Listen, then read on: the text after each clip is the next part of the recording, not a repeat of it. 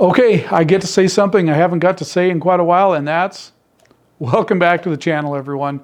I know it's been a while since I put out a video. I don't know, maybe 2 or 3 months. I've just been busy, got lots of other stuff going on. I'm not going to make a ton of excuses. I needed a little break, so I took a break.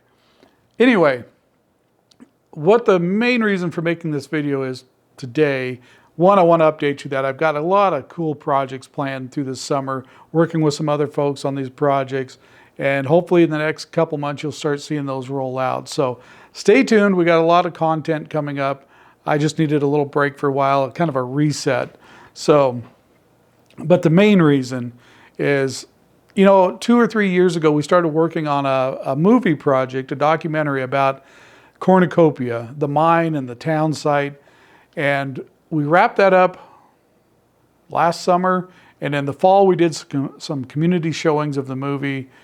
And we had a really good reception to that. Well, finally, we're happy to announce we've got DVDs available for sale, so everybody can watch this movie. Now, the reason we're doing DVDs, and I know some of you may not have DVD players anymore, but the reason we're doing that this way currently is we're trying to support the Pine Valley Community Museum. They're the ones that have went up and rebuilt the old jail at the Cornucopia town site. They're the ones preserving all this history over there.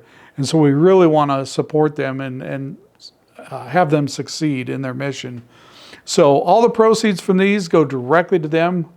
The folks that made the movie, we put a lot of time, effort, money, everything else into this movie. We don't get anything from these DVD sales. It all goes to the Pine Valley Community Museum. So if you're local, you can also pick some up in the halfway area. I don't remember all the different stores that have them.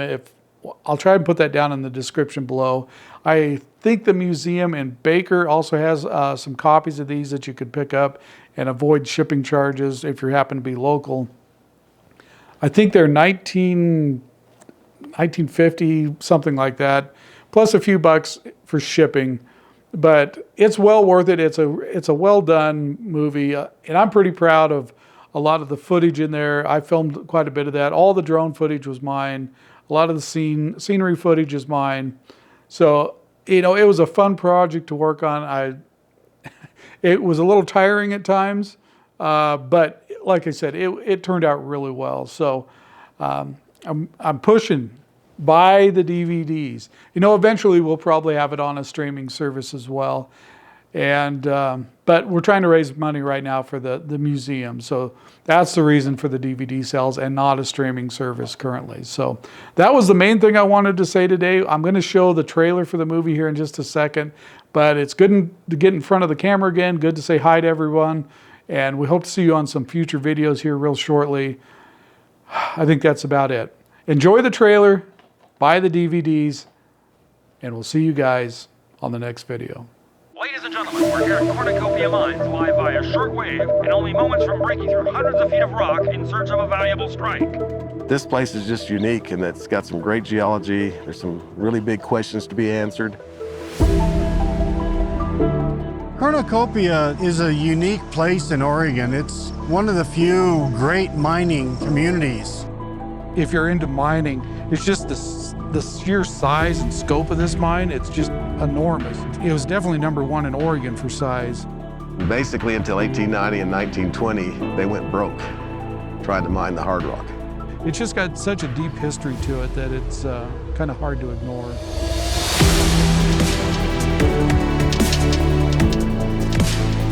The mine sent 2 workers down to check out the lower workings. And there was no air, and they both died.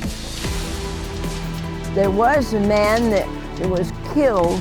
He got in the tramway and it started swinging, and finally it just dumped him out and killed him and crushed him in the rock. He was really beat up. He's dead. Labor Day and 4th of July were big deals in Cornucopia. There were parades, and people would dress up in costumes and parade down the street. But also on the 4th of July, Charlie will always have a box of dynamite and set it off before the night's over.